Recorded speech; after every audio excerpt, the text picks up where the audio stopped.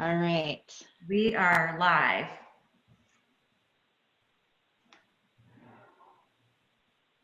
We have, yep, the attendees are quickly coming in. Fantastic.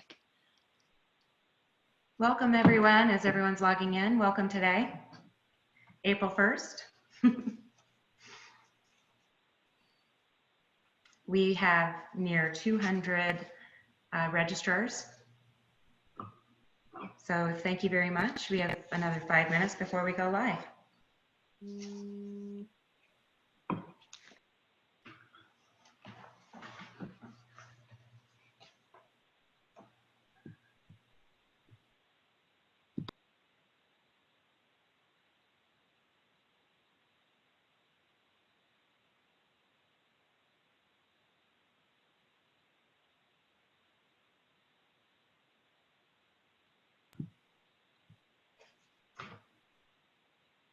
Welcome everyone.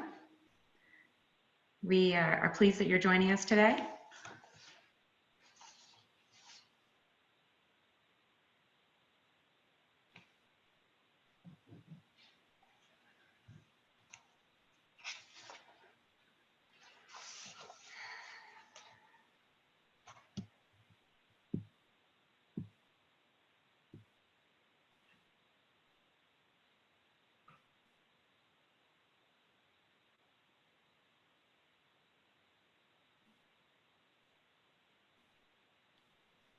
So we'll be starting in about 4 minutes.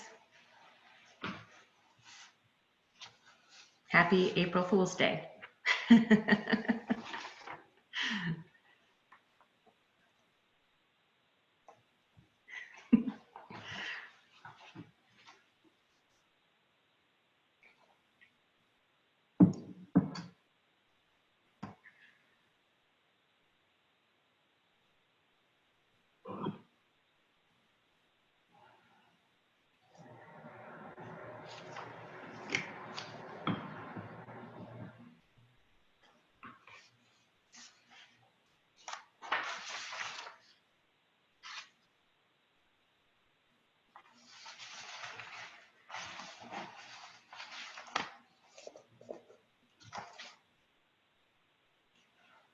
We'll get going in a few minutes. So thank you everyone that's participating today.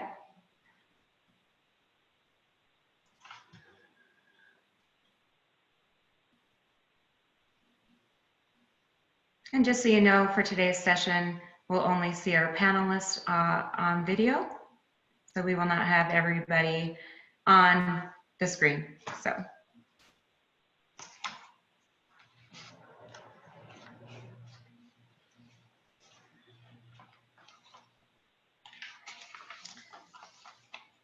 I feel like a newscast person here. Hey, I could change my career.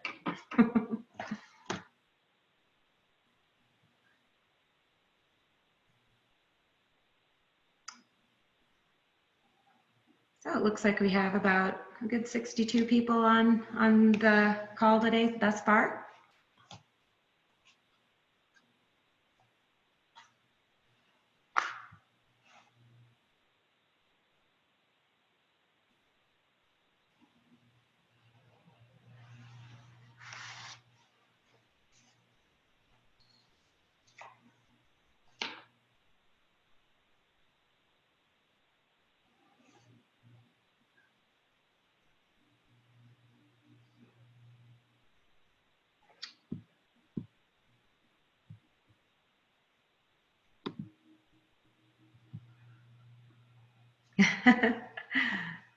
Thank you guys. It's a pleasure to have everyone on board here.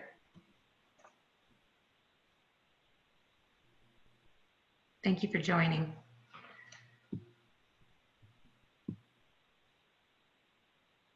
Wow, just an amazing group of people, I can tell.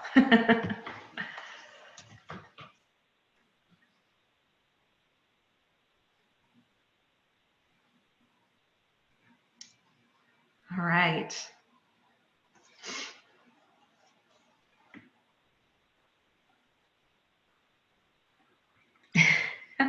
I'm watching the chats. Good conversations going already. Okay. Well, hello, everyone. Thank you, and thank you for joining today's session.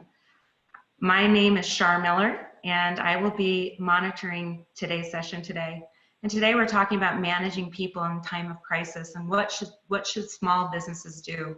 This is session 2, and today is April 1st of 2020. So I am Shar Miller. I am with Comp Team, and I'm a talent management strategist and people strategist with Comp Team. And I also am the Chief HR Officer of Rocky Mountain Health Advocates as well. So I'm also a business owner. I work with a gentleman by the name of Sam Reeve. And Sam Reeve is my partner, and he is the CEO and founder of Comp Team. He was unable to be here today due to family circumstances. So I'd like to walk through our panelists today. So we're going to walk through, first and foremost, we have Debbie Chernak, and she is actually the one facilitating our slides. And she works with HR Cert Prep Pros and the HRCPP Consulting Group. In addition, we have Tobi Anderson, and she's a strategic consultant with Interact. And also we have Linda Rod, and she is an HR and OD consultant and leadership coach and facilitator. And then also we have Joanna Brown, and she's a founder and consultant of Elevare. And we also have Lyssa Hansard, and she's the CEO and principal consultant of Cura HR. And we're also very pleased to have Amy Hartman. And she's a principal Hartman employment law practice attorney. So we're very pleased to have her. So you will be able to review the bios and extensive experiences on our Comp Team website. And also all of this presentation will be found there. We're actually recording this presentation today there. So this panel is a series of discussions, and Comp Team is going to host during this very crucial time of the COVID-19 outbreak. And the intent of this is to really support small business leaders to manage during this pandemic. So to review the agenda today, the first topic we're going to talk about crisis communications and what employees need to know with Tobi Anderson. The next one is EQ skills for leadership and coaching skills for leadership.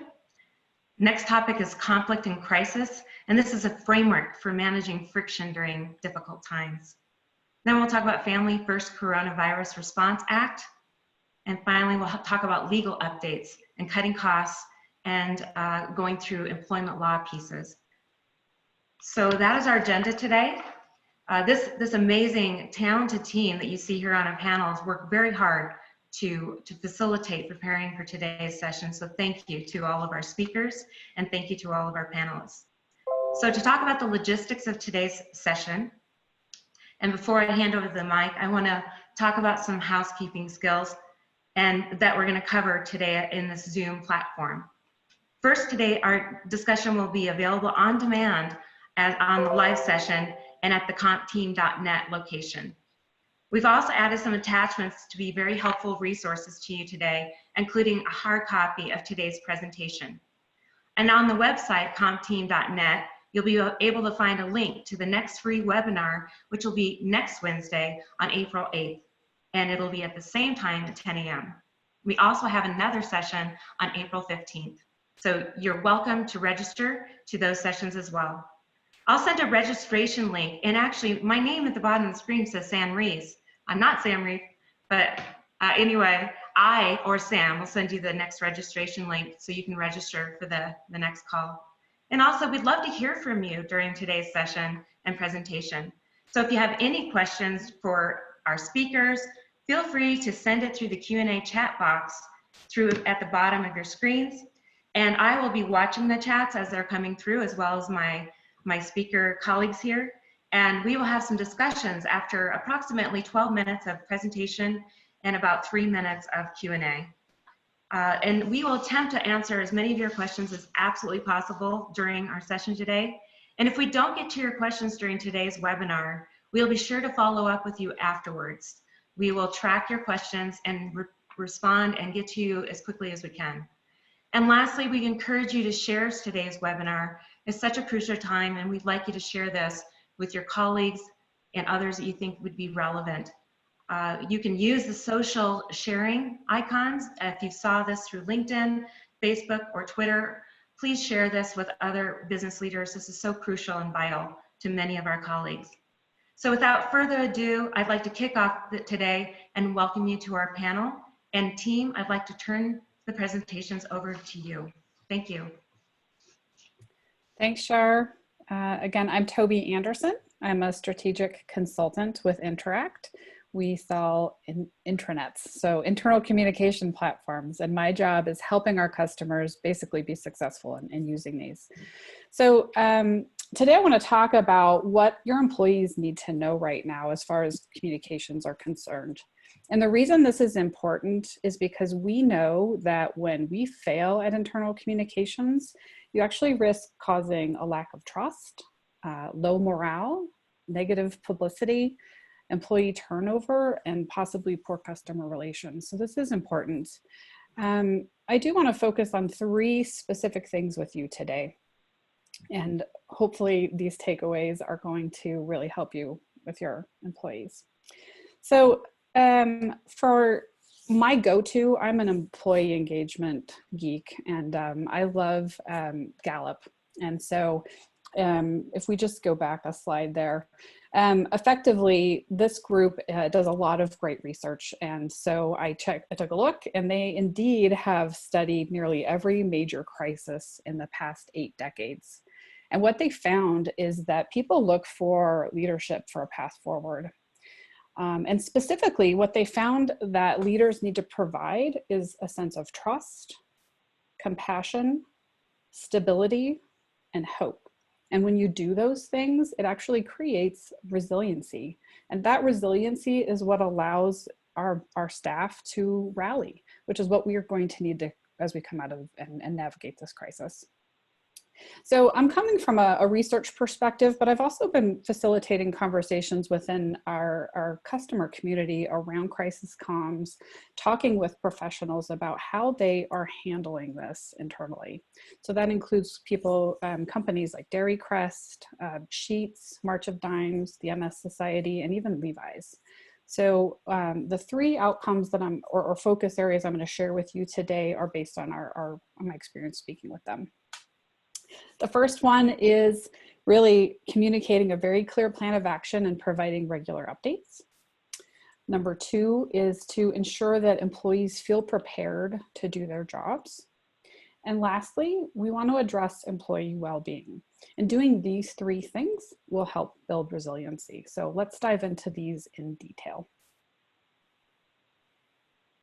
So when you want to communicate a clear plan of action, I'm speaking specifically to not only verbal communication, but written communication.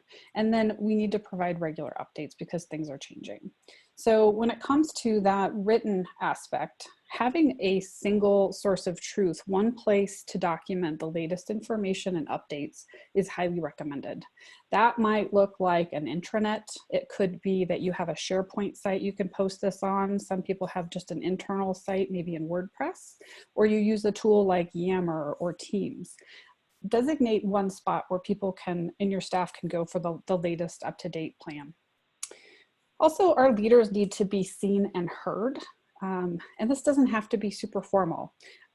We have a CEO who is willing to blog, and he posts updates regularly.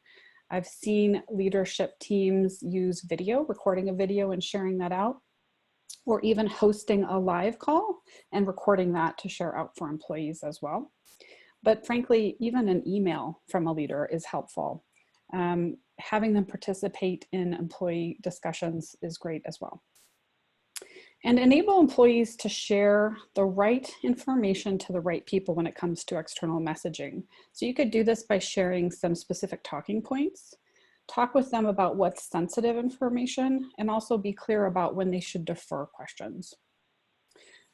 We know the situation is ever changing, so when you publish updates, clearly provide a date and time with that update, and also go through and make sure you remove any outdated information, because that is happening. So this is going to keep changing. We all have to be ready to adapt. Also, check your communications at least weekly and just make sure that you are sharing the latest. Keep yourself in a rhythm to keep your communications updated. We're in an enablement period right now, but what's going to be coming, hopefully sooner rather than later, will be recovery. And so planning for those communications and changes is also going to be important. So doing all these things is going to help establish trust and stability. All right, let's look at our second best practice when it comes to crisis comms. So we have the need to ensure our employees feel prepared to do their job. So you've already been working to provide tools and resources for employees, whether that be working from home or giving them new safety precautions and so forth. Check in on what you've put in place and see how that's working. An example of this could be, maybe you've moved to a lot of video calls, and these are great because they help us connect with one another. However, maybe it's time to set some rules of the road. So an example could be, maybe when you're sharing a presentation, you ask people to turn off video because that's actually distracting. You know, just giving some updates like that. Having people share their calendars so that other people can see what they have going on, so they know when to interrupt people and not interrupt people. These are some of the practices that you can focus on. Isolation and loneliness is a real risk during this time, so connection is key. Establishing regular check-ins with staff can help, but the thing you want to be careful of is not going overboard and micromanaging.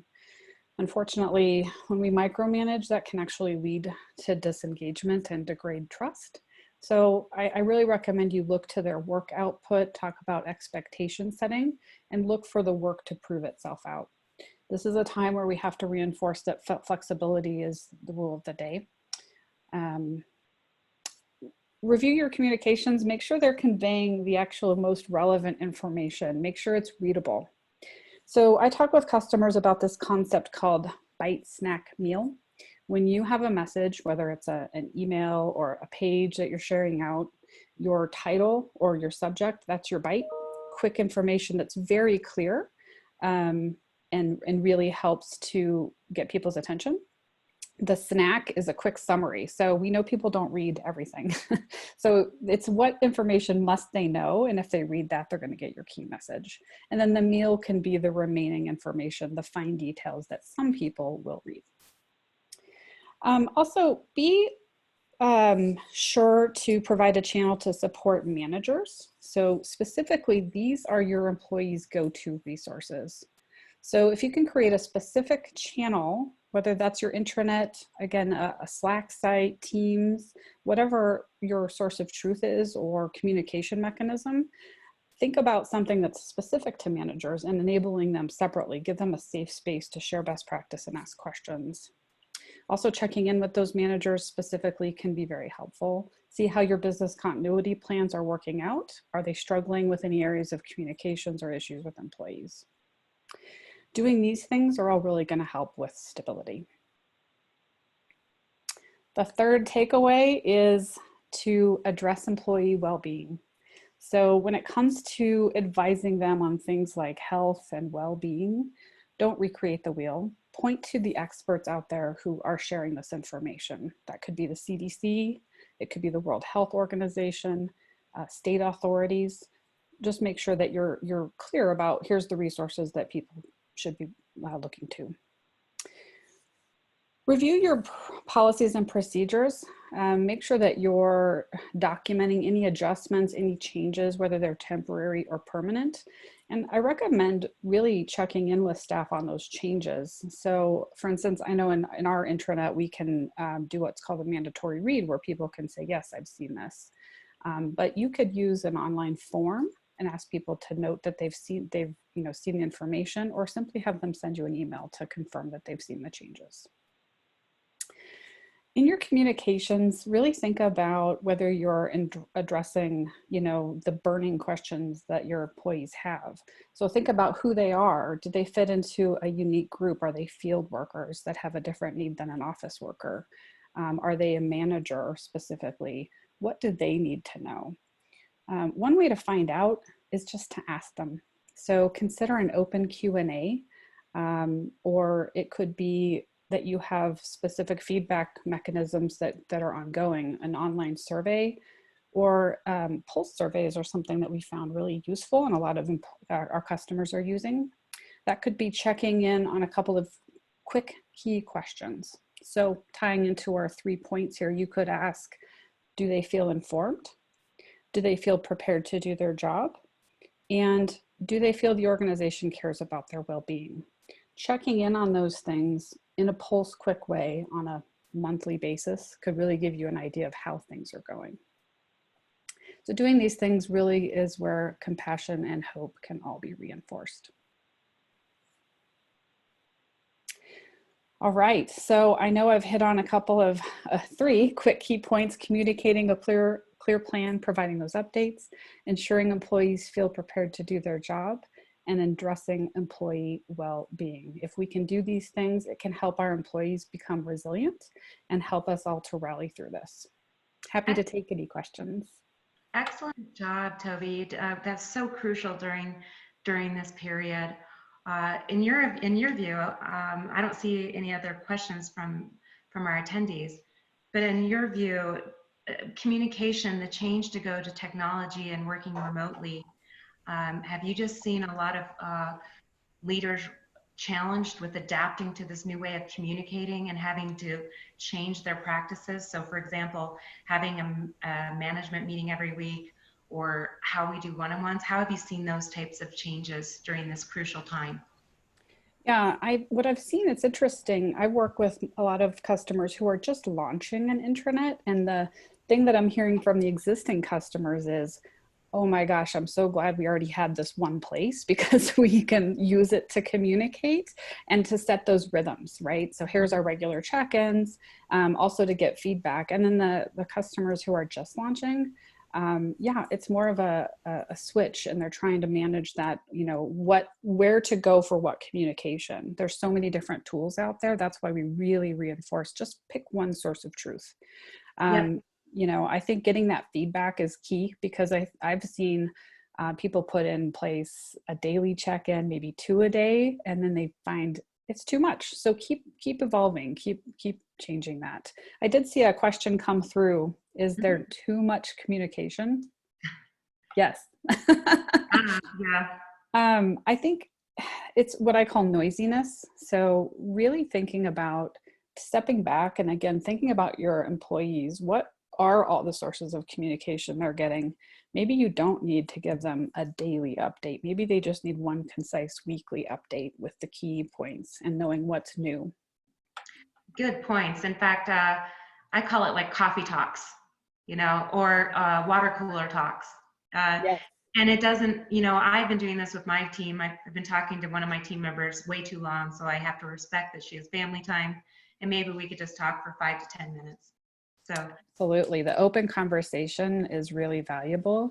Another question that I just saw come through was about communicating not always good news, right? We have times where, it's not always what we want to hear. I can say from personal experience, we just went through a period where, we got kind of a business health update, which was really good, but it was followed by an update on, a furlough plan. So what is that going to look like, and how is the business being protected?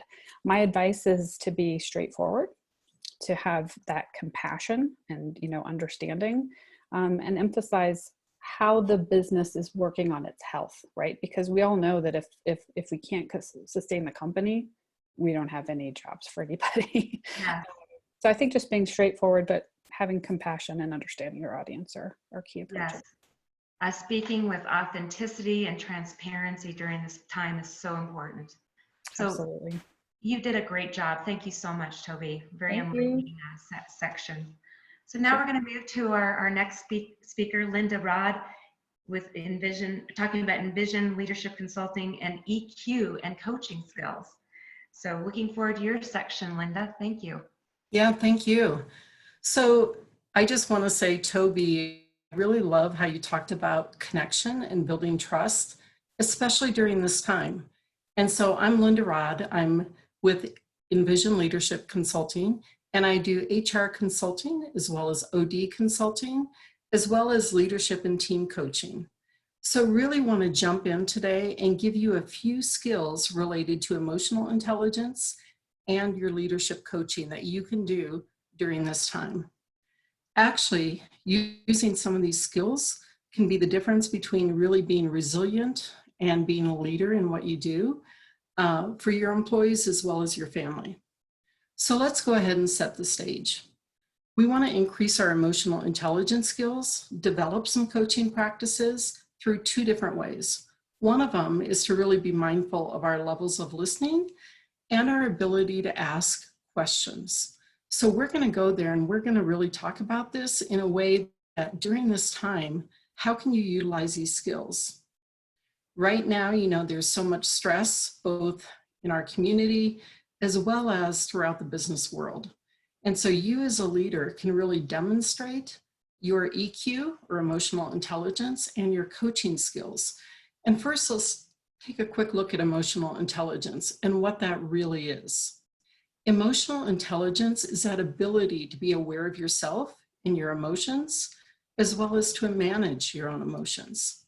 And then building on that as a foundation is your social awareness and your relationship management skills. So let me share a quick story about that. A client I work with, they start every meeting once a week with communication in a way that connects. It both brings people in touch with their own emotions, and so they identify two words. Sometimes they call it a rose and a thorn, to really talk about what's a gift right now that I'm feeling around my emotions, and then what's a challenge or a thorn. So that's one way to get in touch with both what am I going through emotionally, and then what kind of impact might I have on others, as well as what are others going through. So in your practice, both at home and with your family, really checking in with yourself and your own emotions, and then what's happening for others. It's said that actually most of us can name like 3 different emotions we're having at any one time. But in actuality, it's more like 30. Yeah, and they're complicated and they're contradictory. And so really being able to name it so that we can further tame it and then acknowledge others is what's important. So let's go ahead and look at 3 different skills related to emotional intelligence. One of them is emotional self-awareness. Emotional self-awareness is all about being aware of my own emotions. Not only being aware of them, but understanding where they come from. Do I see some patterns there? And what kind of behaviors do they drive? Because there are patterns that I have. And honestly, if you remember last week where we talked about the brain and amygdala, my amygdala gets hijacked all the time. And so I start to see some patterns that when I get really under stress, I start to narrow my focus. And maybe I'm short with others. So being aware of my emotions and how I can use them is so important. The next skill around emotional intelligence is really related to empathy. And so next slide, please. Yeah. So empathy is really about acknowledging what others are feeling. What kind of emotions do they have? And it's not about judgment. It's not about having to agree with others. It's actually accepting them for where they're at right now. So seeing their emotions is valid and accepting that and getting rid of the agreement or judgment is like so powerful. This is so important right now. So let's talk about why. Right now, you're seeing a lot of employees who are afraid. They don't know what to do. And so sometimes you're going to see them acting out in ways that seem odd to you. What you can do for both yourself and others is develop a healthy sense of optimism. Optimism is actually a skill. And so I realized a long time ago that my level of optimism is actually overflowing. And I had to just bring it back just a little bit to make sure I had that sense of realism. But for you as a leader in your community, your sense of optimism is what's going to sustain people during this time. And not just sustain them, but actually help them be resilient. And so really focusing in on a healthy level of optimism as a skill, practicing it.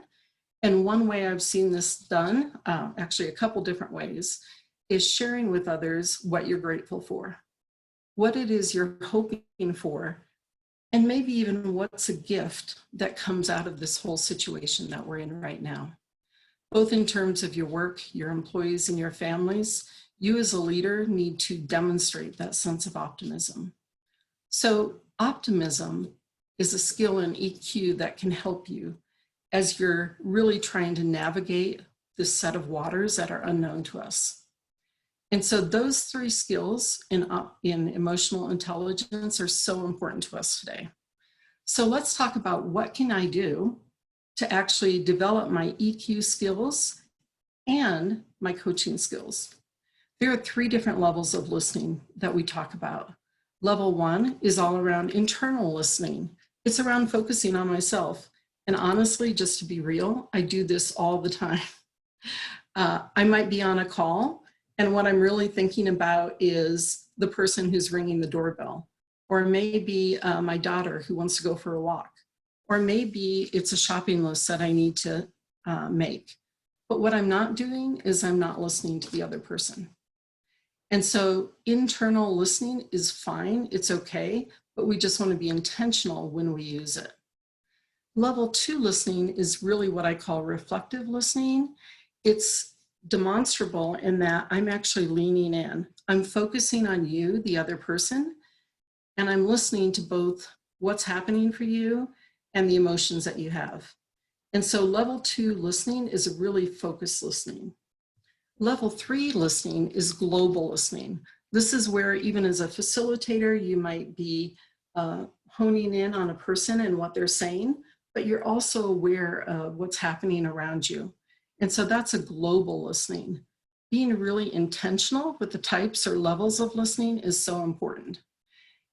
And so here's something that I think about quite often when I think about interacting with other people. We don't know what they're going through, especially during this time. But we see a lot of behaviors. Maybe it's hoarding at the grocery store. Maybe it's asking you tons of questions at work about things that you don't know about. When you see a behavior, if you can identify that this behavior is an expression of a deep need, it actually comes from deep inside of us, and it's fueled by our values, our needs, and our emotions, which then in turn form attitudes, tendencies, choice, and behaviors. So if you remember one thing today, it's that every behavior you see in your family, with your clients, with your employees is an expression of a need. And so listening to that need is so important. Okay, so now let's talk a little bit more about coaching. Coaching involves being present, being self-aware of yourself and the other person, and asking powerful questions. The way you can do that is really to ask a question and to listen. Not just level one listening, but actually level two listening. So powerful questions are often open-ended. They're very short. They use both your head and your heart, kind of a balance. You ask them to be curious, not to be nosy, but to be curious. You listen after asking, and you demonstrate empathy. So the best thing you can do for another person when they have a problem, whether it's at work or home, is to actually listen to them, not try to fix it, not try to make things better, but just to listen to them and be present and demonstrate empathy. This involves putting away judgment, and it involves actually accepting where the person is at. So powerful questions, let's look at a couple powerful questions that you could ask today with your own employees or at home. Making sure you have the headspace and the time and checking in with your own self-awareness is so important, but really asking What's on your mind? What's happening for you right now? What's most important to you? What's the challenge here? What are your ideas? What do you really want? If you're saying yes to this, what are you saying no to? So just 10 minutes a day is what research shows is all you need to implement a coaching environment, being more self-aware of yourself and more self-aware of others. So I hope you use this to really help grow your own self as well as those around you. And willing to ask questions or any observations or comments about what you're going through or is happening for you. Excellent. Thank you so much, Linda. That was so powerful. I was wondering, as we're thinking about the vision, it's really important to think about the plan A, the plan B, plan C, plan D, and really, think about that vision and be able to paint that with EQ moving forward. And also, it's interesting, my college student's daughter is sitting right next to me right now, and she said that in psychology class, they talk about stress, and your amygdala actually shrinks if you don't get enough sleep, right? And the other thing she mentions that you're more successful with a high EQ. So that's very important. Yeah, I love that. Actually, the neuroscience says that when we're in a place of fear, our vision narrows. We can only see what's in front of us. So you might wonder why people at work or at home can't anticipate certain things right now. But if they're in a place of fear, their vision is like this, very much tunnel vision. So what you want to do is listen to them so they can get back to a state of balance or homeostasis so that they can think more creatively. Excellent point. Sometimes I just need to go outside, instead of being in this office and kind of look at the stars and look at well, there's no planes above, but just look around and realize there's a bigger world outside of my little focus. So excellent. And so appreciate this content and such a value. So thank you very much, Linda. Thank you. So now we're going to go to our next speaker, Joanna Brown with Elevare. And she's going to speak to us about conflict and crisis and the framework of managing friction during these difficult times. And believe me, I understand how this has been a challenge. Just even on remote, we tend to have friction at times. So thank you, Joanna. We look forward to your section.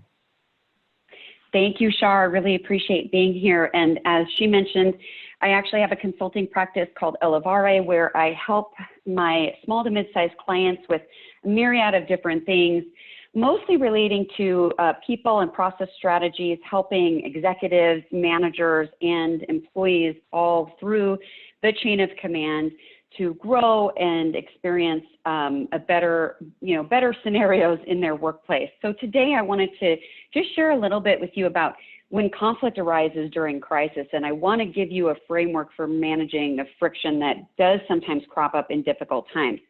So first, I wanted to just talk a little bit about why conflict can arise more during crisis. And there are a couple of key reasons why. There could be hundreds of reasons, but namely, a lot of individuals are going through, just feelings of fear. They don't really know how to cope with what's going on because there are no clear answers. There's a lot of uncertainty happening, especially to us all right now with this economic and health crisis that we're dealing with. And you also may see, because of the fear, you can see some employees start to posture because they're afraid of losing their jobs or their pay. So you might see them start to posture, which is going to create some unhealthy competition and conflict. So those are some of the main reasons. Examples of that might be, we can just step back real quick, Debbie. You might see some power struggles. For instance, someone feeling a little overshadowed by someone else during this time. You could see some turf wars start to happen because employees might be unclear about who's responsible for what right now. And you may also even see some aggressive behavior. I'm hoping you don't, but we've already heard some bouts of aggressive behavior where employees are acting badly and it really negatively affects others. So those are just a couple of examples of things you might be seeing. So let's move on to what we can do when conflict does strike. And I'm going to tailor this presentation just to conflict between two individuals. because we have a lot to cover just under that vein, although a lot of this can be translated and used with larger groups as well. But think about this in terms of just two individuals having conflict. The first thing you want to do, go ahead and separate those individuals. And you may be saying, okay, Joanna, they're already separated because no one's in the workplace. Well, there actually are some businesses that are having to, of course, still stay open in a physical capacity. So whether you're virtual or physically together, go ahead and separate them. If they're virtual, what do I mean by that? Maybe give them a period of time so they can cool off, and let them know, hey, don't text or call or email the other person if they're working on a project together. Just let them know, hey, take a day or whatever the time period is that makes sense to just, cool off a little bit, just go off into a different corner and do some other things, and let's just cool off a little bit until you can give them the green light. And usually you don't want to give them a green light to re-engage with each other until number 3 here, you meet individually with each of them to try to understand what that root of the conflict is that they're having. Now, when you're meeting with them, you're not trying to judge or fix anything. You as a moderator are just going to be, or a supervisor or leader, you're just going to be wanting to kind of understand what might be at the root. And then help each one of them to understand that they do probably have some mutual goals in common. So you want to emphasize what they have in common that they're aiming toward. And then the 5th step here is to move into a moderation. But you don't want to moderate between 2 people unless both have buy-in and they agree that they want to engage in a moderation. If one party or both parties don't agree, it really will be a very difficult and useless waste of time. But let's say they both agree, and we'll move to the next slide, and we'll start to talk about what we do in our moderation, us as a leader to moderate others. So there are 3 main stages to effectively moderate conflict, and we're going to go through each of these 3 in a little more detail after this slide. But the first is you'll set the stage with them. A lot of times employees have not been through something like this. You want to kind of tell them what you're going to do with them, give them some ground rules, and then let them know that there is an actual format for the moderation that we'll be following. And, in this case, most of us meeting virtually. So what you want to do is you can actually moderate virtually as well. You can use video or audio conferencing. Using a video conference will actually stimulate the most most closely to the live environment. It'll help the other party actually see the concern on the other's face. But if that's not available, telephone works just as well. And if you are able to be in a physical environment, of course, separated by our social distancing rules, you can do this physically as well. So let's talk about how to set the stage. There's 3 main ways to set the stage. Your aim, and you want to tell them, and this is what you're communicating to the 2 parties that you're about to moderate. Let them know our aim is so that we can all better understand the needs and the concerns of the other individual. Our goal for this moderation session is just to give you the ability to practice a method for conflict resolution. We're not going to try to solve all the world's problems in this one moderation. We just want to give you a method that you can use so that you can positively work to resolve conflict amongst yourself and others in the future. And then you talk a little bit about there's a structure to this moderation, and we do it in a way that aims towards some resolution. So you set the stage with those 3 things. And then what you want to do, move to the next slide if you don't mind, we'll talk a little bit about the ground rules. So you want to tell them what these ground rules are. And the reason we want to give some ground rules for the moderation session is because we want everyone showing up in a productive manner. And so you can even post these ground rules. If you're in a physical space, post them on the whiteboard. If you're in a virtual space, put them up like we have here on our screen, and keep them up during the moderation just to make sure that we're grounded in showing respect to others, not interrupting, trusting the format of the moderation instead of dumping on each other, making sure that we know that we need to listen intently like Linda talked about, and come with our most mature self into this session. And then from just some of the logistics, keep our voice at a normal, unemotional level, and really work hard not to escalate into emotions that are inflated like anger. Instead, just try to remain calm and professional. So those are the ground rules. Let's talk through the 7 steps of how you will actually moderate. So the first step is having each of your parties on a notepad that they're not going to share with each other, just for themselves. Have them write out in a bullet point fashion all the grievances that they have with the other person. Now that may sound a little crazy, but they may only have 1 or 2 grievances. They may have more if this has gone unchecked for a long period of time. Just have them bullet point out the things they're not too thrilled about with the other individual that they might want to talk about or discuss or resolve. Then step number 2, wait for the slides to catch up. Great. Have each party, before we do anything else, review what they just wrote down and challenge them to ask themselves, is there anything on my list that's a little petty or judgmental, or just is my preference for what I want this other person to be like? Okay, I really wish Janet would smile at me more. Well, you know, that may not be getting us to the root of whatever this conflict is. So ask them to cross off anything that's non-essential to helping them get to the root of the conflict they're having. Then we're going to move into step number 3. And this step is where we give one of the people 5 to 10 minutes. You want to give them a time limit because it helps them to be concise and not dump on the other for 30 minutes. Give them 5 or 10 minutes to just take their easiest grievance on their bullet point list, meaning take the grievance that they think is the easiest or the quickest to solve. And the reason we want to tackle that one first is because it helps us to see that we can get to quick solutions, and it demonstrates that this process of moderation works to create partnership versus more conflict. So have that first person take their easiest grievance and let the other person know what that grievance is before they hand it over to let the other party respond. They themselves need to say, and I know I have some responsibility in this too. For instance, maybe I could have made my request to you more clear, or I could have done something differently. So I take that part on myself. Now, then you move into step number 4, where you give another set timed period, maybe it's 5 or 10 minutes, the other person to respond to that grievance. And we like to have them respond in a 5-step process, loosely. You don't have to follow this exactly, but this is a process that really works well. First, they repeat back or summarize what they think that person's grievance was in the first place, then acknowledge how that could have negatively affected them. Oh, Judy, I now see how that could have upset you. I understand. Then there might have been misinformation or confusion. So take a moment to clear up any information that was wrong or confusing, and then take responsibility for what my part is. Okay, Judy, I understand. I could have done that differently. Here's what I'm going to do differently in the future. Then ask that party, is that satisfactory to you? Do you think that will help resolve this? So that's step 4. Now, when we go into step 5, really what we're doing here is we're switching the tables so that the other person can now air a grievance and then get a response. So that is what step 5 is. And oftentimes people just really want to be heard. It doesn't mean that they're going to solve everything just by being heard, but you'd be surprised when we allow people to air their frustrations. That goes a long, long way towards resolution.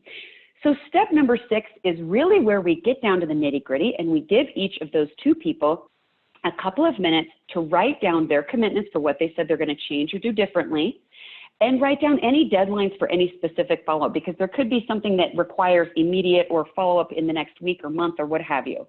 So they want to write that down so they can ground themselves in that, and then also have them write anything down that they learned about the other person that will help them in future situations. And then as a last step here in step 6, ask them each to share what they wrote down. This helps to create additional accountability amongst each other. Then you can go on to the final step, which you as the leader want to do, and that is follow up with each of those individuals in about 2 to 3 days to find out how things are progressing and keep them accountable to those commitments that they shared. And also offer any follow-up mediation or moderation session if that same issue is still not resolved, or if there's another issue that they may think that they need to go through. So I know I ran through those steps, but let's just ground ourselves as we wrap up in this one thing, that conflict really doesn't have to end in disruption. Good conflict management can actually result in better communication and actual partnership between all parties. And I will tell you a little story here from my last session I just held a couple of weeks ago before our social distancing and quarantine came into effect. One of my clients had 4 top executives that were really having a struggle for a good number of weeks. So much so that the CEO was thinking that they were going to have to terminate some of these individuals, which I knew after going through this, part of this process and hearing them, to seeing what some of the root was, I knew that wasn't a necessary step, that we could actually resolve this. So we held a 2-hour session and went exactly through the steps that I just took you through. And incredibly, they all felt so much more productive at the end of that. And they all had worked on changing their behavior. You could even see it change in the moderation session. And I checked in 1 and 2 and so on weeks after that. And it was really incredible to see how one mediation really could impact them positively. So this really does work. And I hope that this is helpful to all of you. Of course, you can, on my last slide here, you can see my contact information. If there's anything that you want to ask me or get some help with, I'm happy to. And I know we have a couple of minutes here for if any of you have any questions. Excellent. Thank you so much, Joanna. You know, I'm watching in the question section. I'm seeing a lot of commentary about personal and family conflict and how that may affect your work conflict. Any thoughts about that, Joanna? Yes, it absolutely. I think we all know that what we're going through personally can leak its way into how we show up in the workplace as well. And that's, first of all, totally normal. And we need to give some extra grace right now during the times that we're in, because there are people losing their jobs, they're losing their pay, their hours are being cut, they might be losing their homes. There's a lot of stress going on right now. So the biggest thing I would say is exercise a greater degree of grace right now and give them an opportunity to deal with it in however way is best for them. And please don't pry. Some individuals will not want to talk about their personal conflict they might be having, but be an open door for them and offer them this framework if it may help them even in their personal life. It certainly is universal, the framework, so they can use it really for anything or even just give it a try. Absolutely. I really needed your presentation on March 22nd, even with my own company, because I think all of this was starting to come out and there was a level of fear. And some of our senior leaders basically were just blatantly saying, hey, we're going to lay you all off and you just need to go out and file unemployment. And it caused a huge conflict because all the senior leaders were not necessarily aligned with that. So these points are just, I really could use these myself, and very, very valuable. So thank you so much, Joanna. That was excellent. So, okay, so moving on, let's go ahead and go to our next speaker. That's Lyssa Hansard with Cura HR. And we're going to now get to the legal side of things and things that are very difficult to keep up on as new legislations and laws come out. So Lyssa, you're going to talk about Families First and the Coronavirus Response Act, the FFCRA. So looking forward to your session. Thank you. Thanks, Shar. So my name is Lyssa Hansard with Cura HR. We're an HR consulting firm, and Debbie Sharnack did actually provide an overview of the FFCRA on the 23rd session. Today, we're going to be really focusing on employers' responsibilities. So what are the new things that you as employers are responsible for executing based on the new governance and direction provided by the DOL between last week and today, which a lot has come out since then. In addition to that, I just want to point out that there's a lot of detail in some of my slides, and they will be posted afterwards. So don't forget that you can go ahead and go to the Comp Team website and access some of this information as well. First and foremost, the act is effective today. It was originally scheduled for tomorrow, April 2nd. It is effective today, not an April Fool's joke, and currently effective through the end of the year, December 31st. It does provide all employers in the US less than 500. So if you're looking at counting employees, it's employees in the US if you're a global company. And it does apply to both nonprofits and religious organizations as well. There are 2 potential exemptions for those employers with less than 25 employees. They are generally excluded from job restoration requirements, and those less than 50 may be exempt, but only when due to school or child care closures, not to the other criteria, which we'll be reviewing here in just a minute. I do want to point out that there is a 3-part test for the less than 50 employer, and that I didn't want to go through the details, but at a high level, it's essentially if it's a financially inviable solution for you, or if you wouldn't have sufficient workers to continue operating as a business if you did have to comply. And again, there's more information on the DOL on that, on questions number 58 and 59 in their Q&A. You can find that information. So the FFCRA includes 2 primary provisions, or 2 big bucketed provisions. Extended emergency family and medical leave, which includes both job protection as well as tax credit for compensation paid during that time. And then the second is emergency paid sick leave, which is truly a tax credit for compensation paid due to emergency paid sick leave. All right, so the emergency family medical leave expansion. I'm not going to go through all of the detail here, but I do want to point out a couple of key things. Number one, an employee to be eligible must be unable to work or telework or work remotely due to a care of child less than 18 years old. In that case, they may qualify for emergency FML. It is a part of traditional family medical leave, so it is not in addition to the 12 weeks. It is a part of it. So if someone has already taken in the last 12 months FMLA leave, then this would be in addition to, if they have time left. So if they've already used the full 12 weeks, then they're not eligible. It is a part of it. And then the first 10 days, of course, has to be covered, pay needs to be covered by another source outside of the emergency family medical leave expansion. They may be eligible for the emergency paid sick leave to cover the cost, and they may use company paid time off programs or other benefits that are available. And then the final 10 weeks may be paid at 2/3 the employee's regular rate of pay. Now, employers can choose to pay more than that, but the tax credit limitation is 2/3 of the employee's regular rate of pay, also with the daily and aggregate maximums that are listed there. All right, the emergency paid sick leave. So again, an employee to be eligible for this must not be able to work or telework. These 2 slides are really meant to be a template for you to use in deciding how you're going to react to a request for this type of leave and this type of emergency pay.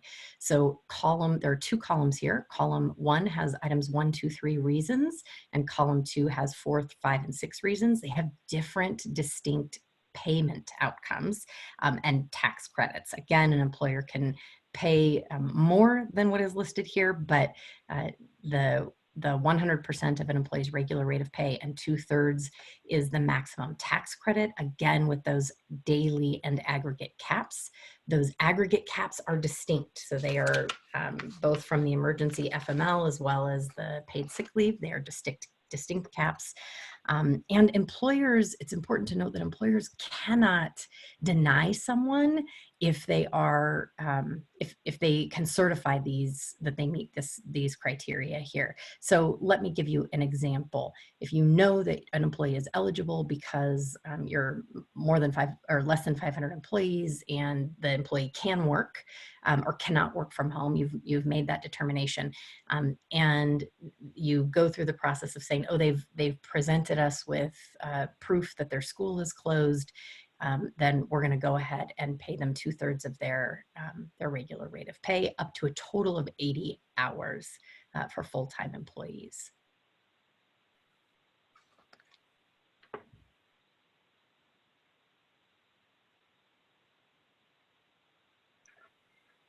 All right, the employer's responsibility. This is what we wanted to focus on a bit more today. So number 1, all employers less than 500 should be communicating to their employees. So even if you make the determination that you are exempt because you're less than 50 and you're only exempt from a portion of the FFCRA, we recommend that you communicate, and you are required to post and or distribute the legal poster that is the employer's employee rights under the Paid Sick Leave and Expanded Family and Medical Leave Acts.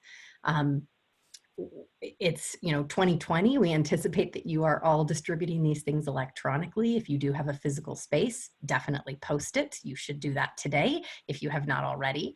In addition, definitely post it internally on your intranet, on the collaboration tools that you use, Slack or MS Teams. Send it out via email if that's your approach internally, the most common approach you take. And then defining your request process. This is should be aligned with any existing process you have for requesting paid time off or leave at any point. If you don't have a process today, definitely get something in place, even if it's as simple as send your emails here so that employees are not going to all of their individual managers or kind of bombarding a single person in the organization. Make sure that you have a plan for how you're going to request it. Any major HRIS or technology solution that you're using for payroll, like ADP, for example, has built out an entire practice around this already. So you should be leveraging the systems and technology that you have to help you administer this. But I would definitely confirm with either your manual processes, your payroll providers, or your HRIS providers that you know what the tracking mechanism is going to be. So that there's that you are confident that you know that it's going to be tracked correctly, that payroll types and calculations are going to be tracked correctly and administered correctly. And it may be worth auditing very closely, given that this is a new thing that we're all scrambling to prepare for.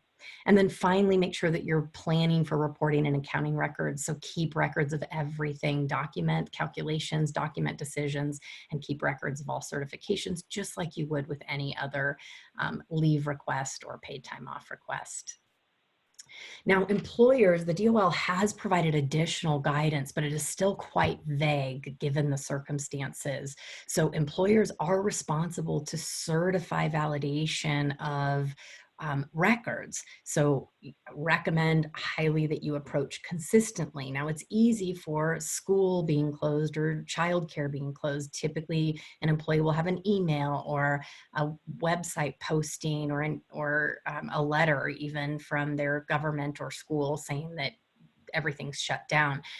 With dependents and healthcare or health issues, it could be a little bit trickier. It may be difficult for an employer or an employee to get a doctor's note right now. It may be difficult to kind of prove that someone is really responsible for a child.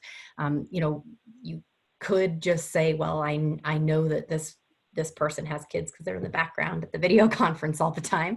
And that's okay. I think it's just really important that you're approaching consistently and that you're documenting your certification so that you have a record of, yes, this is real, in order to be able to validate your tax credit and to do it consistently. And then finally, I just want to note here that it's really important that an employer does not make the determination for an employee whether their personal circumstances will allow them to work. So it is your job as the employer to establish the criteria for this position and these job duties. Can they be performed remotely?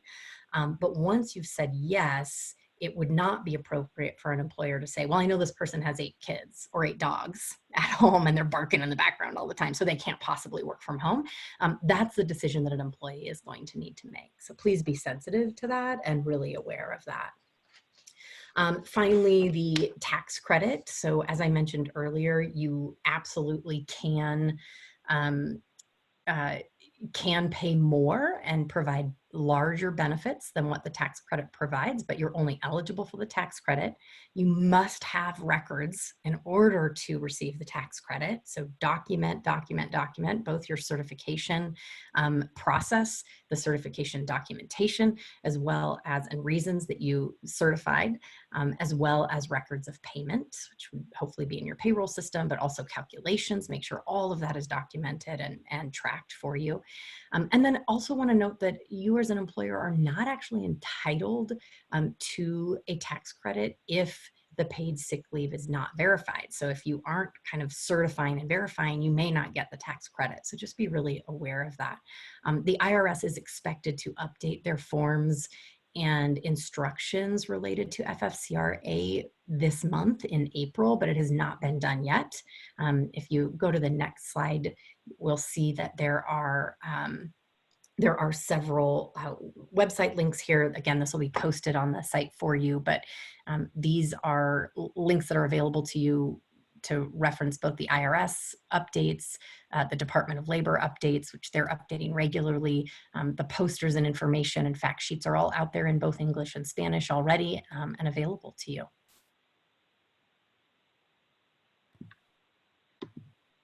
And again, my name is Lyssa Hansard. I run Cura HR, and my team is available. We're providing free consultations right now to help our small business owners and people who need help. So reach out.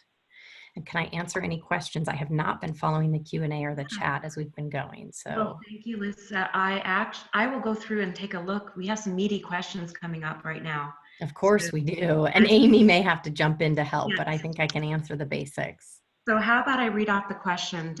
Joanna actually shared this. She says, one of my clients wasn't able to join and wanted me to ask the question on her behalf, either for you or Amy. She is the founder of a small nonprofit who needs an exemption because she has 24 employees, and paying 80 hours of pay to employees not working would truly devastate them financially. Lyssa, you mentioned that there could be an exemption, but we'd love to know how to apply for the exemption. Thank you. Oh, yeah, you don't actually apply for the exemption. She should go to the Q&A. I think it's number 57 and 58 to review the criteria. She as a decision maker, as a business owner, can make that determination for her business. But remember, she is only exempt from the school and childcare closures. So any other health issue, if someone actually came down from COVID-19, she would not have a choice. Now, the reality is this is a tax credit, so she's paying it out, but she's also getting it back 100% as long as she's following the certification requirements included. But she could qualify for the exemption for less than 50 for the childcare or school closures. Yeah, and I'll just jump in there on that one as well, because it does not apply, the hardship exemption does not apply, as Lyssa said, to the paid sick leave portion of it. So that 80-hour portion, there is no hardship exemption for the small employers under 50. And the hardship exemption is really for providing that 2/3 pay or having somebody out for that 10 or 12 weeks. And remember, as Lyssa said, it is that the employee cannot work or even telecommute during that time. And so a lot of my employers are coming to me saying this would be devastating. And I'm just reminding them that it has to be somebody coming to you saying that I need that entire, either 10 or 12 weeks off because I can't even telecommute. So as Lyssa said, we may be able to solve that with intermittent leave. So if the employee says, well, I'm providing sort of group daycare in my home for, some kids from 10 to 12 and from 3 to 5, then we may be able to give them intermittent leave and hopefully get them working or telecommute working for the other 5 or 6 hours a day. Okay, thank you, Amy. Definitely. I'm gonna definitely take the time to re-listen to this recording so I can really comprehend. So thank you both. Just one more thing I see here. Linda, you mentioned 80 hours as paid sick leave. Thank you for that note. And okay, so there are a few more questions. I'm just looking at our time. So just so you know, if you put the questions in the chat, we will definitely follow up with you and make sure that we get your questions addressed. But thank you.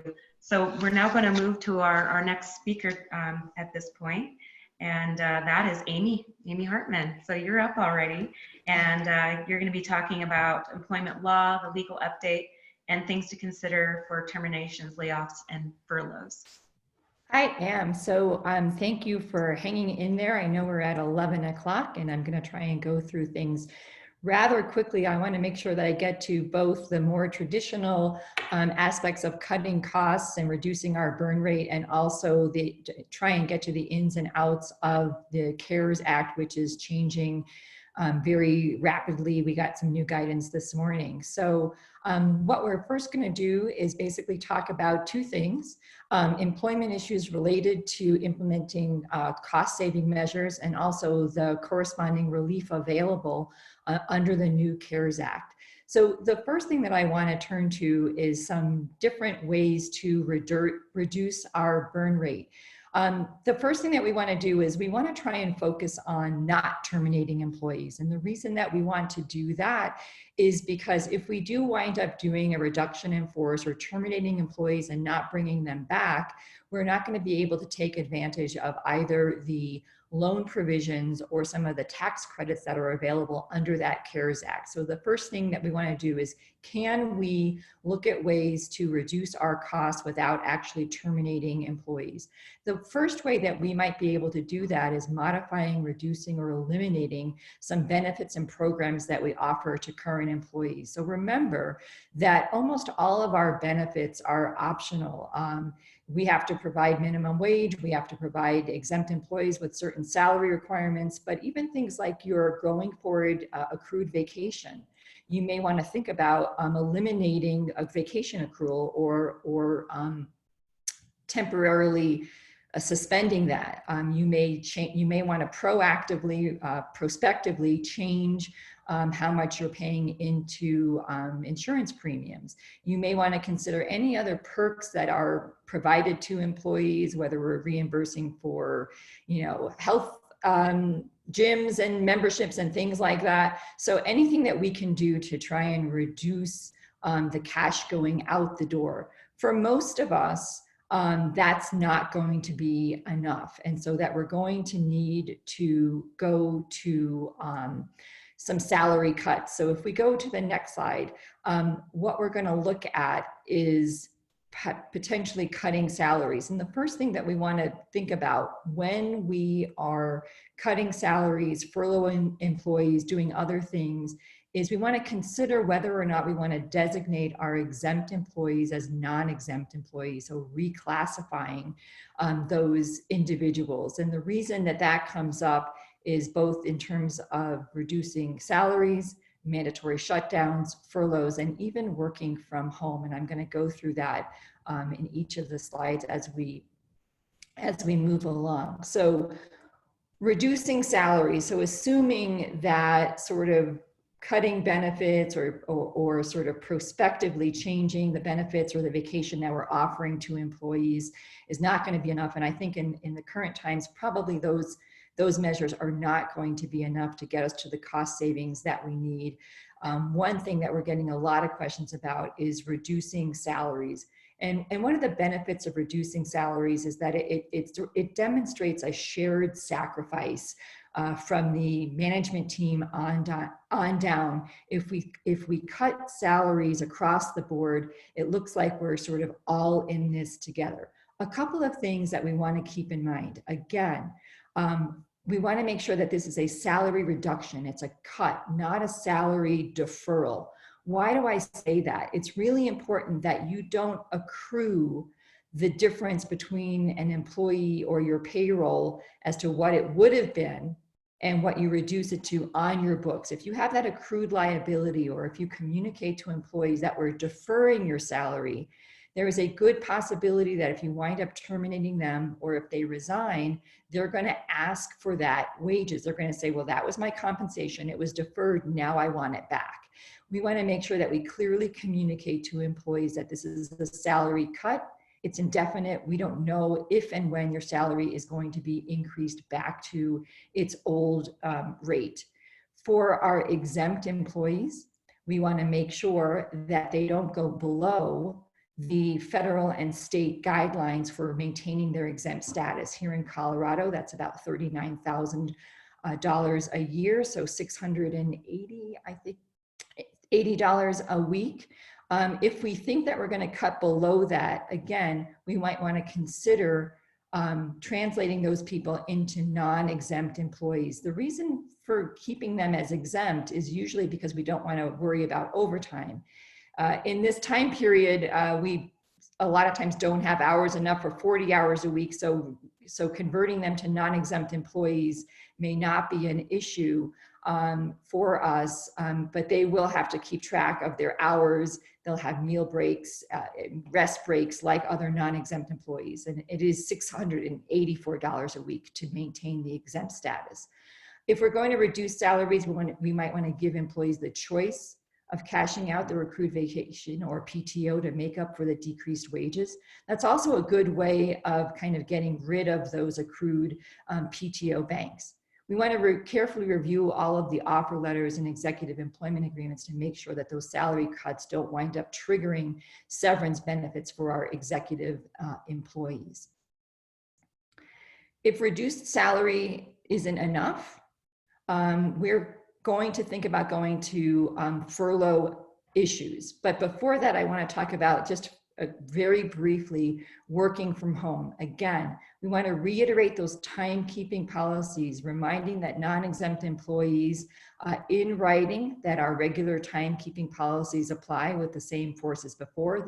They need to record their mealtime, their rest breaks. We might want to consider certified timesheets. Again, we have people who are working from home. I'm not saying, this is the lawyer in me. This is what people pay me for, is to be skeptical and conservative. But if we have people who are spending 3 or 4 hours a day watching Homeland and catching up on sort of the cute YouTube videos, they're not working, and we want them to accurately record their working time for us. So you might want to think about having certified timesheets. You also might want to think about, again, if you have exempt employees working from home, remember that they are going to get paid a full week's salary for every day, or partial day that they're working. So again, if we think that because people are working from home or telecommuting, or we don't have enough work for them, again, you may want to go back and reconsider reclassifying those exempt employees. We want to set and maintain work schedules and boundaries. Again, we want to make sure that our customers and clients are serviced in a timely manner. We also want to make sure, as many of the other panelists have talked about today, that communications stay positive and professional, and that people are not getting emails at 3 in the morning or 2 in the morning, and that we are maintaining coverage for our clients. Finally, on this issue, we want to keep in mind that we may be getting some requests from people who are not used to working at home. Maybe they don't have a really comfortable workspace. They're used to dual screens. They're used to their aero chair. They're used to their stand-up desk. Unless it's a medical ADA issue that this employee who's working from home is presenting to you, we don't have an obligation to modify their home work office. And most of us are not going to be in a position right now where we can afford to have our employees, Amazon ordering stand-up desks and aero chairs and things like that. So just keep that in mind. Going on to furloughs, I know that Debbie's keeping me on time. So a lot of people are going to ask the difference between a furlough and a reduction in force. Think of a furlough as meant to be temporary. Think of it more as an unpaid leave of absence. The difference between a furlough and a reduction in force is that these employees remain on your payroll, which is going to be very important for the CARES Act.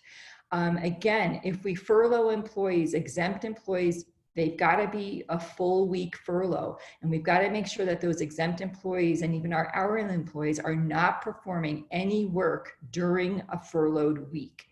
The employees remain on the payroll. We continue to pay their health care and provide their benefits without triggering COBRA. Most of our healthcare providers are waiving the requirement that an employee maintain a certain level of engagement in order to maintain their health benefits without flipping over to COBRA. I'm seeing United Healthcare is saying that it can go well beyond the traditional 60 or 90 days.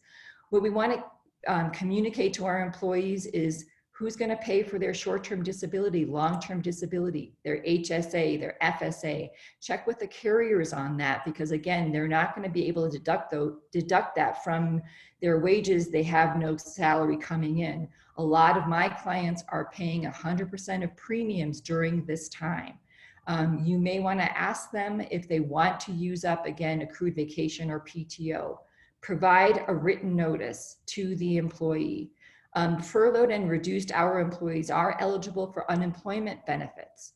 So we want to make sure that they are aware of that. That's another benefit to the CARES Act, that even if you're on furlough, you're going to be able to apply for unemployment. So there are benefits to the furlough aspect instead of reduction in force under the CARES Act.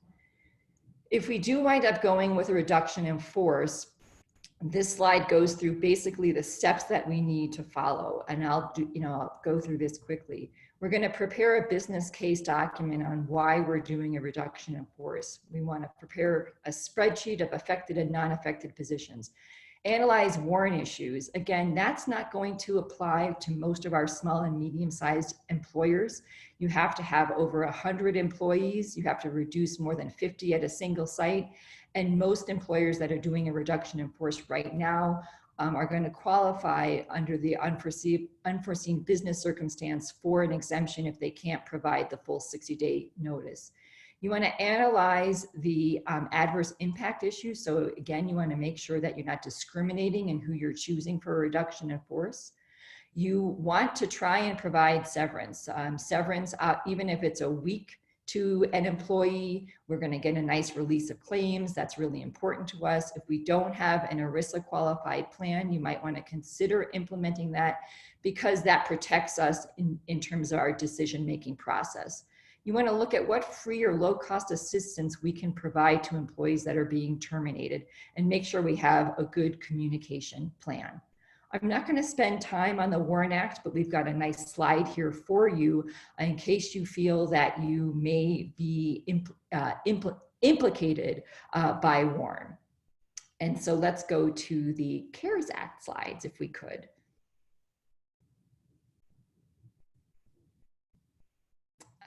I'm going to skip over the security issues and go to CARES Act. Thank you.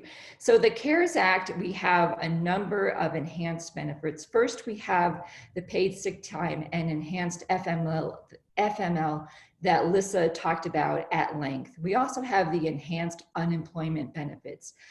People should know right now that they're getting flooded over at the Colorado unemployment website.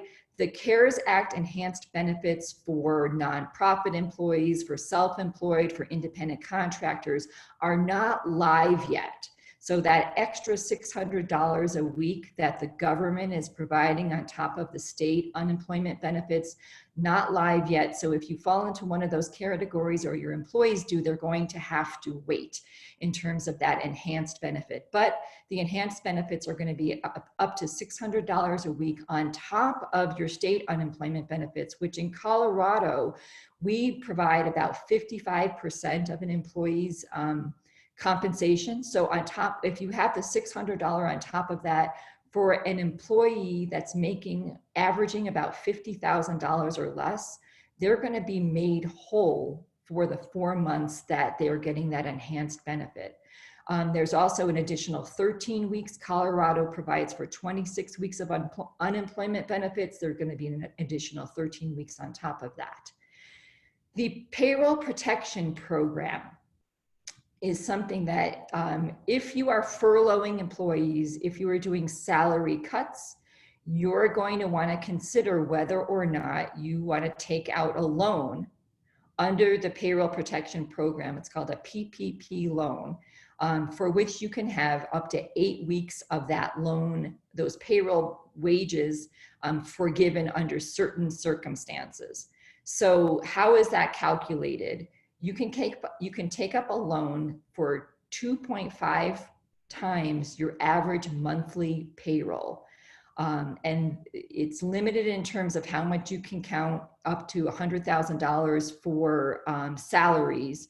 And you can use that loan to pay salaries, but you can also use that loan to pay mortgage payments and other debt obligations, lease, payments and utilities. We've just received guidance, however, that because of the flood that they're expecting for the PPP loan, that it's likely that you're only going to be allowed to use the loan for up to 25% of non-payroll. So they really want people who are taking out that loan to use it for payroll costs.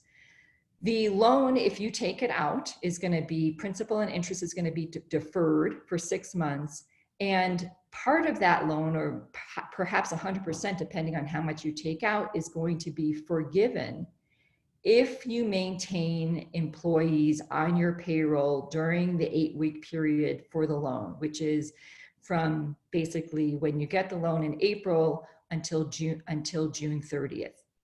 Now, the crazy thing is, if you've already terminated employees or reduced wages, or you do wind up having to furlough employees, if you bring them back before June 30th, then your loan forgiveness is not going to be reduced. I know that's super complicated, and I will be around to answer more questions about it. But so you can do a furlough, you can do salary cuts up to 20%, 25%, as long as you reinstate those employees, reinstate those salaries before June 30th. So I just want to emphasize that. If you're not interested in taking out a loan, or you're not eligible for a loan in terms of the salary, the PPL, there is one other loan that's available. That's the emergency disaster relief loan. That loan is, there are going to be grants that are available. If you apply for the loan, supposedly those grants of up to $10,000 will be available within 3 days. And those grants do not need to be paid back, even if ultimately you're not eligible for the loan. There's no forgiveness for the EIDL loan. And if you take out an EIDL loan and then you take out also a PPP loan, those can be combined. There's going to be a very easy application process for the loans up to $200,000. Finally, there are tax credits that are available for people who are not taking out loans, but who are, again, keeping employees on the payroll. So you're going to be able to, if you don't take out a PPP loan, you're going to be able to defer the employer's Social Security contributions through the end of December. So that's the 6.2% employer contribution to Social Security. That's a deferral. You're going to have to pay that back to the government 50% in 2021 and 50% in 2022. But it's designed to help you free up some cash. And again, there's another program that is the Employee Retention Credit Program that is available if, again, you are keeping employees on the payroll, even though you've had an extreme downturn in your business, or you've had to close your business for COVID-19 related reasons. I know that there's a lot of questions coming in, and I understand that this is very complicated. So I'm going to pause here and let people sort of throw in the questions that we have until the end of the time period that we have together. And I'm sorry that I spoke so quickly. Oh, excellent job, Amy. I assume your phone's going to be ringing off the hook. I know you're very busy. So thank you for taking the time today. Yes, you are right. We are getting incredible engagement here. We only have a few more minutes left, and then I'll have to wrap up. Obviously, I think there's questions in regards to, let's see, unemployment benefits. Are people that are already on unemployment eligible for the enhanced benefit? That's one question I see here. That's a good question. And I do believe that the effective date of the enhanced benefits is going to be after April 1st, and it's not going to be applied retroactively. So if they're already on unemployment, they may be able to get a partial bump. And again, they're going to be able to extend those unemployment benefits for 39 weeks. So if they remain unemployed, they will be eligible for the $600 for the 4 months that it's in place. Okay, thank you very much. One of our participants, Steve Estel, mentions, don't forget there's also existing OTC tax credit available as well. Let's see, also I see somebody mentioning there's EAP benefits available. Let's see, COVID crisis, layoff during the crisis. So yes, I just want to mention one other thing. What we're going to do is I'm going to start wrapping up at this point, and then I'm going to open it back up so all the speakers can remain on, so we can walk through more of the questions. Any final comments, Amy, before we start to transition? No, I mean, I think that I've run through as much as I can, and things are going to be changing. I guess the one thing that I will say is that we are really hearing that for the PPP loans, those are going to be oversubscribed before we know it. I'm actually hearing that people are going to get the loan application is already available online. We had that in the slide in terms of the FAQs and also the loan application. I'm hearing that people are going to be hitting sort of the send button at midnight, April 2nd, because the loan program is going to be accepting those applications as of April 3rd. Great. Okay, so I do acknowledge there's 6 open questions on our chat. And so I'm going to go through the wrap up because we only have 5 more minutes at this point. And then again, our speakers are going to stay on after this session today and be able to continue answering some of those open questions. But with the remaining few minutes, just wanted to thank you everyone as attendees and speakers for joining us today. I just want to remind everybody that following this meeting that we will send an email to all of you with the compteam.net email. We're going to send you the recorded webinar. Also at the CompTeam location, where we are going to upload a copy of the slide. We're also going to upload any additional resources and links so that you have all of that information. And like what I'm going to do is I'm going to go back and re-listen to this recording and make sure that everything we're doing as a company, we're doing according to the law and within compliance. So we are going to continue the chat and the questions and follow up with each of you for any open questions that we were unable to answer today. Also, what we're going to do at the end of the session is we are going to send each of you the registration link, because we will have a panel of new speakers, additional speakers next Wednesday at 10 a.m.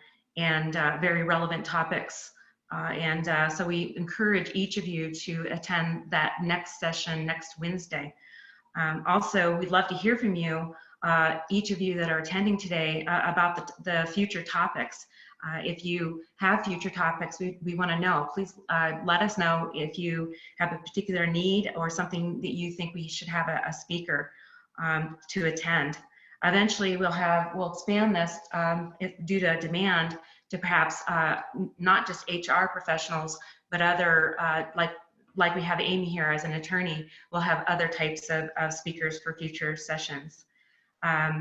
Also, I encourage you, as we're getting down to the final 3 minutes before we go into more Q&A, I encourage you, please help your fellow colleagues and other employers and small businesses. We encourage you to please share that we are attempting to provide this free webinar as a free service. We are not getting paid for our time to do this. We're doing this out of the goodness of our heart and our community. So please share this. If you see another employer or HR leaders or C-suite level individuals, small or large companies, please share this webinar. We ask that you share it via various social platforms like Twitter, Facebook, LinkedIn is one of our biggest ways. And so thank you very much and for participating. So at this point, we are going to open up our questions again and go into past this time today. And now that you've noticed that my colleagues have opened up their video, welcome back, everyone. And so I was wondering if the speakers could help me maybe walk through which question you think would be the most relevant to address, at least for this recorded period. Anyone of the speakers want to bring up one of the questions from the chat?